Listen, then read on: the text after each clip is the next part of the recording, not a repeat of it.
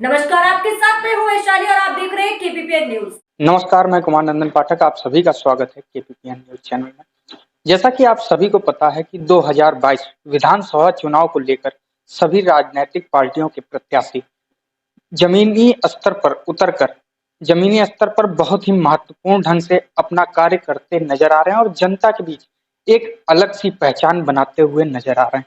इसी क्रम में हम आज राजधानी लखनऊ में उपस्थित हैं, जहां पर हमारे साथ बाहुबली और वरिष्ठ समाज सेवी, वरिष्ठ नेता आदित्य मिश्रा जी मौजूद हैं। सर नमस्कार आपका। सभी को जय श्री राम। जैसा कि हम आपको बता रहे हैं कि राजनीतिक उतार चढ़ाव लगातार कुछ महीनों से कुछ ज्यादा ही देखने को मिल रहा है। इसी क्रम में बीते कई वर्षों से हम कह सकते हैं कि 2 दशक से भी ज्यादा हो गया है और 3 दशक पूरा होने जा रहा है, लगातार समाज सेवा करते हुए नजर आए हैं आदित्य मिश्रा जी। और लोगों के बीच इनका एक अलग ही नाम, एक अलग ही पहचान है और आज तक कभी भी कोई ऐसा व्यक्ति नहीं रहा जो इनके पास आया हो और इनके दरबार से खाली गया। और इस 2022 विधानसभा चुनाव को लेकर आदित्य मिश्रा जी भी राजनीतिक के दंगल में उतर गए हैं। हम इनसे बात करेंगे और जानेंगे। सबसे पहले तो हम ये जानना चाहेंगे कि राजनीति में आप करीबन 30 साल होने जा रहे हैं समाज सेवा करते हुए, और राजनीति में ही आकर समाज सेवा करने का कुछ। देखिए, पहली बात, मैं सबकी सेवा करना चाहता हूं और ईश्वर से मेरी विशेष प्रार्थना है कि मुझको इतना सक्षम बनाए रखें कि मैं सबकी मदद कर सकूं। रही बात राजनीति में आने की, तो ये यूपी का ट्रेड है।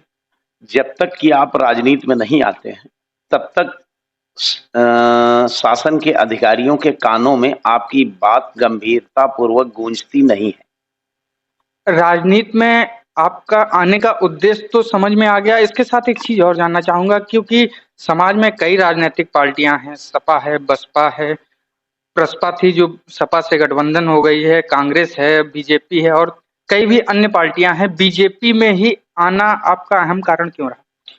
देखिए, मैं जन्म और कर्म दोनों से हिंदू हूं और मुझे गर्व है कि मैं हिंदू हूं। और हिंदुओं के लिए सिर्फ एक ही पार्टी है, भारतीय जनता पार्टी। और भारतीय जनता पार्टी में आने से पहले मैं संघी हूं। तो ये पूरा विश्वास है मुझे कि हिंदुओं का भला अगर कहीं है हिंदुस्तान में किसी पार्टी में, तो वो भारतीय जनता पार्टी में माननीय मोदी जी के नेतृत्व में और माननीय योगी जी के नेतृत्व में है। अतः मैं भारतीय जनता पार्टी में हूं और मुझे गर्व है कि मैं भारतीय जनता पार्टी में। आपके द्वारा एक विशेष अभियान भी चलाया गया अभी राजनीति में आने के पहले, और अभी भी वो अभियान चल रहा है। आप पूरे प्रदेश में जो आवारा पशु हैं, जो किसानों की जमीनों में घुस जा रहे हैं, खेतों की फसलों को नष्ट कर रहे हैं, इसके लिए क्या कहना चाहेंगे आप? देखिए, मैंने जो विधानसभा क्षेत्र चुना या जनता की डिमांड पर मैं गया, दोनों बातें आप कह सकते हैं। वहां मैं जब गांव-गांव दौड़े पर गया तो मुझको सबसे बड़ी समस्या अगर कोई नजर आई तो वो छुट्टा पशुओं की। तो इसलिए मैंने, जैसे कि आप जान रहे हैं, मेरा नाम ही आप लोगों द्वारा दिया गया है 112 नंबर। तो उसी तरीके से मैंने क्विक एक्शन लिया और क्षेत्र में जितने भी छुट्टा जानवर हैं मेरी विधानसभा क्षेत्र में, मैं उनको 1 महीने के अंदर गौशालाओं के अंदर पहुंचा दूंगा और किसानों को इससे मुक्ति दिलाऊंगा। अभी तक आपके द्वारा, आपकी टीम के द्वारा कितने जानवरों को जो है गौशाला भेजा गया? एग्जैक्ट संख्या तो नहीं बता सकता हूं। कल की संख्या 2970 जानवर अभी तक हम लोगों ने गौशाला में पहुंचाए। इस 2000 विधानसभा चुनाव की अगर बात की जाए तो इस 2022 विधानसभा चुनाव में बीजेपी की स्थिति क्या रहने वाली है? 350 पार। इसको लिख लीजिए और लॉक कर दीजिए श्रीमान जी। पूर्ण बहुमत से फिर योगी जी मुख्यमंत्री बनेंगे। बीजेपी की अगर बात की जाए तो जनता का कुछ कहना रहा है कि इस बीच जो है प्रसपा और सपा गठबंधन कर चुकी, तो समाजवादी पार्टी भी जोरों शोरों पर जमीनों पर, सड़कों पर उतरती समाज सेवा करती नजर आ रही। उस पर आप क्या कहना चाहेंगे? देखिए, वो समाज सेवा सिर्फ 2 तरीके से करते हैं, या तो सफाई में वैश्याओं का नाच करा करके, या तो आजम खां की भैंसे ढूंढ करके। और तीसरा समाजवाद हमको कहीं याद दिखाई नहीं दे रहा है। अब माननीय समाजवाद के जनक माननीय लोहिया जी, जनेश्वर मिश्र जी अगर जिंदा होते तो 10-5 बार आत्महत्या कर लेते ये समाजवाद दर देखकर। ये सिर्फ परिवारवाद है, कोई समाजवाद नहीं है।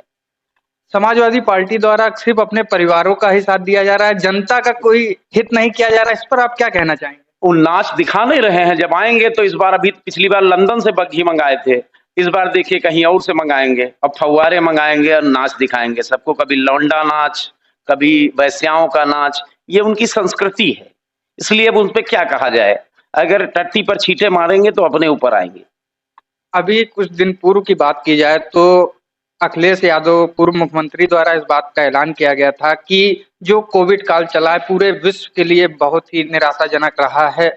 तो इस समय अगर उनकी सरकार होती तो जो उत्तर प्रदेश की बात कर ली जाए, उत्तर प्रदेश में जनता भुखमरी का शिकार हुई या फिर जो नदियों में लाशों का उतरना नजर आया, ऐसी कोई भी बात ना हो पाती। देखिए श्रीमान जी, आप एक तो पहले आप तथ्यों पे जाइए। ये मीडिया के तथाकथित पैसे दे करके वीडियो जो बनाए जाते हैं, इनको मत देखिए। पहली बात, जैसे दिल्ली से सभी लोगों को भागा कर यूपी बिहार वालों को गाजियाबाद कर दिया गया था, तो विश्व में इतनी तेज व्यवस्था किसी भी देश ने नहीं की है जितनी माननीय योगी जी के नेतृत्व में उत्तर प्रदेश द्वारा किया गया है। सबको बसें लगाई गई हैं सबको अपने घर पहुंचाने के लिए, और जगह जगह खाना बंटवाया गया है। इतना खाना शायद विश्व में, इस ब्रह्मांड में कभी नहीं हुआ होगी इतनी तगड़ी व्यवस्था जितनी उत्तर प्रदेश ने की है। बाकी रही उनको आरोप लगाना है तो फेक वीडियो बना करके या किसी भी तरीके से जनता को बहकाएंगे, लेकिन अब जनता इतनी समझदार हो गई है कि इनके बहकावे में नहीं आएगी, एक बात। और दूसरी बात, आप देख रहे होंगे आजकल माननीय अखिलेश जी टोपी पहनना बंद कर दी है, पगड़ी लगाने लगे हैं और भगवान का नाम लेने लगे हैं। शायद आपको 5 साल में इतना विकास, इससे ज्यादा और आपको क्या चाहिए? वहीं अगर बात की जाए तो कांग्रेस पार्टी की अगर बात करें तो क्योंकि प्रियंका वाड्रा ने जो है कमान संभाल ली और लगातार दौरों पे नजर आ रही और उनका साफ तौर पर कहना है कि इस सरकार में महिलाओं के ऊपर काफी अत्याचार हुए हैं और महिलाओं का उनका अधिकार नहीं प्राप्त हो पा रहा है, उसमें आप क्या कहेंगे? देखिए, एक तो हो गए हमारे माननीय पप्पू भाई, और दूसरी ये दीदी और जीजा। ठीक, दीदी जी को एक बात आप मुझे जवाब दे दीजिए, दीदी जब चुनाव में आती हैं तभी रुद्राक्ष की माला या धोती क्यों पहनती हैं? बाकी टाइम वो जीन्स पैंट में बिल्कुल नतंगना टाइप घूमती हैं, ये इसका क्या मतलब है? ये आप बताइए हमको। मैं आपसे ये जानना चाह रहा हूँ कि प्रियंका जी का या कांग्रेस पार्टी का साफ तौर पर कहना है कि ये सरकार जो है महिलाओं के हित में कार्य नहीं कर रही। इस सरकार में महिलाओं के ऊपर सबसे ज्यादा अत्याचार हुए और दुष्कर्म की संख्या भी बीते 5 वर्षों में सबसे अधिक रही। देखिए, मुर्दों पर बात नहीं की जाती है। ये सब मुर्दा पार्टियां हैं जो खुद जीने के लिए संघर्ष कर रहे हैं, उन पे क्या बात करके समझ आया किया जाए। मान लीजिए दीदी हैं, उनको शौक चढ़ा है धोती पहनने का, तो 2-4 महीना पहन के घूमेंगी और थोड़ा बहुत उछल कूद करेंगी, इससे ज्यादा कुछ नहीं। सिर्फ एक मजाक है, जनता को मनोरंजन देने के लिए एक अच्छा माध्यम, इससे ज्यादा कुछ नहीं। इनकी बातों को गंभीरता से न लिया जाए। वहीं अन्य पार्टियों का बीजेपी पर ये आरोप है, मौजूदा सरकार पर ये आरोप है क्योंकि राज्य और केंद्र में दोनों जगह पर बीजेपी की ही सरकार है, तो उनका ये कहना है कि बीजेपी की सरकार को 2022 चुनाव में खतरा मंडरा रहा था, इसीलिए लगातार करीबन 1 साल से चलने वाले विरोध प्रदर्शन जो किसानों द्वारा किए जा रहे थे कि किसान बिल, जो 3 बिल थे उनको वापस लेने की मांग की गई और चुनाव के कुछ दिनों पूर्व ही इसको बिल को वापस लेकर एक ट्रम्प का इक्का कह सकते हैं कि ट्रम्प का इक्का बीजेपी ने फेंकने का कार्य किया। इस पर आप क्या कहें? नहीं श्रीमान जी, देखिए पहली बात, जो किसानों को दिक्कत थी माननीय प्रधानमंत्री जी उनको नहीं समझ पाए, या एक तरीके से विपक्ष द्वारा भय का माहौल बनाया गया कि ये नहीं है, तो वो तो माननीय प्रधानमंत्री जी ने वापस ले लिया। रही दलालों की बात, तो उनकी दुकान ही इस आंदोलन के थ्रू चल रही थी और वो दुकान बंद होने का खतरा मंडरा रहा, तो वो अब भी बैठे हुए हैं। तो दलालों के सामने सरकार किसी भी तरीके से नहीं झुकेगी और किसानों के लिए घर घर जाएगी। जो बेस्ट से बेस्ट योजनाएं होंगी वो माननीय प्रधानमंत्री जी, माननीय मुख्यमंत्री जी लॉन्च करेंगे। अतः इन दलालों को सीरियस लेने की कोई जरूरत नहीं।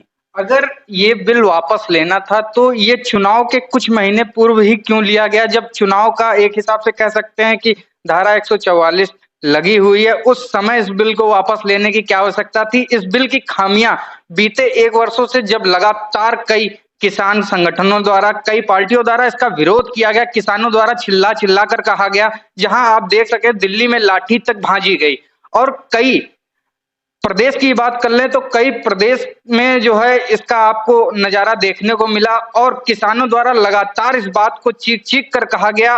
उस समय सरकार को इस बिल में खामियां क्यों नजर नहीं आई और चुनाव के कुछ दिन पूर्व भी इस बिल में क्यों खामियां नजर आने लगी? देखिए, ऐसा कुछ नहीं है श्रीमान जी, शायद आपने ध्यान से पढ़ा नहीं होगा। ये विरोध 90% दलालों द्वारा किया जा रहा था, किसानों द्वारा नहीं, क्योंकि माननीय सुप्रीम कोर्ट द्वारा कुछ पॉइंट खारिज कर दिए गए थे और उसके बाद चूंकि इनको विश्वास दिलाना था किसानों को कि सुप्रीम कोर्ट से जो वापस लिया गया है, देखिए हम वापस ले रहे हैं कि एक आम जनमानस की समझ में आ जाए। और रही दलालों की बात, जैसे टिकैत जी हो गए, ये सब हल्ला पार्टी है, ये सिर्फ कैश करने के लिए विपक्षियों के पास कोई मुद्दा नहीं बचा, चाहे 2014 रहा हो, चाहे 2017 रहा हो, या अभी कुछ दिन पहले के तमाम से चुनाव हैं। और चुनाव एक सतत प्रक्रिया है जो चलती रहती है पूरे देश में हमेशा। अब आप ये कहेंगे कि काम करने में नहीं, ये चुनाव आया, वो चुनाव आया, उसका कोई मतलब नहीं है श्रीमान जी। चुनाव तो चलते रहते हैं, कोई न कोई चुनाव हर दूसरे तीसरे महीने आता है देश में कहीं भी, तो ये कोई खास बात नहीं है। वहीं राजनीतिक पार्टियों के साथ साथ जनता का ये कहना है कि इस सरकार में बेरोजगारी ज्यादा बढ़ी है और इस सरकार द्वारा लगातार आप देख रहे होंगे कि कहीं ना कहीं पेपर कैंसिल होने के मामले या पेपर स्थगित कर दिए जा रहे हैं। ऐसा हो रहा है इस सरकार में पेपर विद्यार्थियों को नौकरी जो है ना मिल सके, इसलिए ये सब दांवपेच किए जा रहे हैं। इस पर आप क्या कहना चाहेंगे? श्रीमान जी, आपका ये एक आरोप कतई गलत है। देखिए, सरकार हो या कोई भी आम मानव हो, अपराध होने के पहले कोई नहीं रोक पाता है श्रीमान जी। आप मन में क्या सोचे हुए हैं, ये कोई सरकार या ऐसा कोई तंत्र नहीं है जो जान जाए। रही बात पेपर लीक होने की, तो पेपर दो जगह लीक हुए, एक यूपी में, एक राजस्थान में। ये यूपी के माननीय योगी जी का ही दम था कि 24 घंटे में अपराधी गिरफ्तार हुए, उनके घरों पर बुलडोजर चला, उनके घरों की कुर्की हुई और 24 घंटे में ही सारी समस्या सॉल्व की गई। आप बताइए राजस्थान में कितने अपराधी पकड़े गए पेपर लीक के? आप बताएं, वहां तो कांग्रेस की सरकार है, क्या कोई पकड़ा गया? एक चीज और आपसे सवाल है हमारा कि बीजेपी सरकार में अन्य पार्टियों और जनता का कहना है कि महंगाई से जनता की कमर टूट गई है। मध्यम वर्ग और निचले वर्ग के लोगों को काफी समस्याएं हो रही हैं। जिस सिलेंडर का दाम बीती सरकारों में बहुत कम था, इस सरकार में उसका दाम 1000 करीब पहुंच चुका है। ऐसी स्थिति में मध्यम वर्ग और गरीब परिवार किस प्रकार जो है अपना घर का पालन पोषण कर सके? देखिए श्रीमान जी, आप पढ़े लिखे व्यक्ति हैं, महंगाई एक सतत प्रक्रिया है। कोरोना पूरे वर्ल्ड में आया है, जिससे तमाम से देशों की इकोनॉमी कोलैप्स कर गई है। महंगाई कोरोना की वजह से ही ज्यादा बढ़ी है और उसको धीरे धीरे कंट्रोल में लाया जा रहा है। रही बात सब्सिडी की, तो पिछली सरकारों ने त्वरित लाभ देने के लिए क्षणिक सब्सिडी बढ़ाया और जनता को आदत एक लगा दी फ्री चीजों की। फ्री उनको दिया जाना चाहिए जिनको वाकई में जरूरत है। क्या हर आदमी को सब कुछ फ्री में चाहिए? फ्री से देश नहीं चलता है श्रीमान। फ्री उनको दियाना चाहिए जो रियल में बेचारे बहुत दबे कुचले हैं, जिनके पास कोई व्यवस्था नहीं। फ्री चीजों की व्यवस्था उनको होनी चाहिए। लेकिन हिंदुस्तान के चाटुकार नेताओं ने और कांग्रेस ने ये नंगा नाच किया और देश के साथ विश्वासघात किया, देश के नागरिकों के साथ विश्वासघात किया और उनको सब्सिडी की आदत डलाई कि आप मेहनत मत करिए, हम आपको फ्री खिलाने की आदत डाल रहे हैं। तो सब्सिडी सिर्फ वापस ली गई है श्रीमान जी। और ये जो विकास आप चारों तरफ देख रहे हैं, ये बताइए विकास का धन कहां से आएगा? सरकार टैक्स से ही लाएगी या कर्ज से लाएगी? मोदी जी ने कितने देशों का कर्ज उतारा है शायद आपको मालूम है। उसकी लिस्ट लेकर के बैठूंगा तो हमको लग रहा है इंटरव्यू 2-3 दिन चलेगा। अतः श्रीमान जी, विकास के लिए भी तो धन चाहिए, वो कहां से आएगा? वो आपके टैक्स से आएगा। और या तो उधार लें। उधार कितना लेंगे? उधार लें ताकि हमारा देश गुलाम हो जाए, फिर से एक बार आर्थिक गुलामी आए। हम स्वतः ही मेहनत करेंगे, सभी लोग टैक्स देंगे और देश का कल्याण करेंगे और खूब विकास करेंगे। माननीय मोदी जी के नेतृत्व में ये देश विश्व गुरु बनेगा। इसी प्रकरण में एक जानकारी आपसे ये कहना चाहेंगे कि जनता का या अन्य पार्टियों का ये कहना है कि इस सरकार में, यानी कि बीजेपी की सरकार में, उत्तर प्रदेश में सबसे ज्यादा निर्दोषों का शोषण हुआ है और आपराधिक घटनाएं सबसे ज्यादा बढ़ी हैं और पुलिस द्वारा भी कई निर्दोषों को जो है इसका शिकार बनाया गया है। ये आरोप बिल्कुल कतई गलत है। गोरखपुर कांड क्या कहना चाहेंगे? देखिए, वो प्रशासन की खामियां हैं, उसमें सरकार का कोई दोष नहीं। सरकार को जब पता चला त्वरित एक्शन हुआ, उनकी गिरफ्तारी हुई। क्या आप बताइए पुलिस वालों पर इनाम नहीं हुआ? मोदी जी ने इतना योगी जी ने इतना दबाव बनाया है कि लोग स्वतः आके सरेंडर करने गए, सारे अपराधी जेल में। हमारा जो लोकतंत्र है उसकी यही प्रक्रिया है कि अपराधी हैं तो आप जेल जाइए और वहां से दोष सिद्ध होता है तो आपको सजा होगी, और अगर आप निर्दोष है तो आप छूट जाएंगे। हमको माननीय न्यायालय की प्रक्रिया पर पूरा भरोसा है। प्रसपा और सपा के गठबंधन से बीजेपी के ऊपर क्या फर्क पड़ने वाला है 2022 चुनाव को लेकर? कोई फर्क नहीं पड़ने वाला है। चोर चोर मौसेरे भाई, चचा भतीजे पहले भी साथ में थे, पहले तो बसपा भी साथ में थी, अब चचा भतीजे साथ आए हैं। ये कोई नया काम नहीं है। अभी 10-20 चोर और जुड़ जाएंगे, उससे कोई फर्क नहीं पड़ता है। देश की जनता भारतीय जनता पार्टी के साथ है और माननीय योगी जी और मोदी जी के नेतृत्व में फिर से सरकार बनेगी उत्तर प्रदेश में, फिर राम राज आएगा। 2022 चुनाव को लेकर बीजेपी के क्या मास्टर प्लान रहेंगे?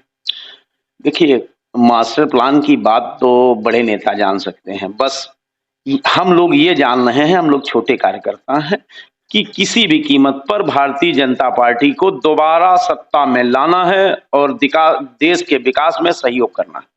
अगर 2022 विधानसभा चुनाव में आपको जनता ने, क्योंकि जनता द्वारा ही कहने पर आप जो है राजनीति में कदम रख रहे हैं, तो इसका तो पूर्णतः अंदाजा पहले से ही है कि विधायकी का चुनाव आप ही विजय होने वाले हैं। तो आप अगर बीजेपी में विधायक बनते हैं, उसके बाद आप जनता का किस किस तरह से विकास करेंगे और जनता को किन किन लाभों की प्राप्ति हो पाएगी?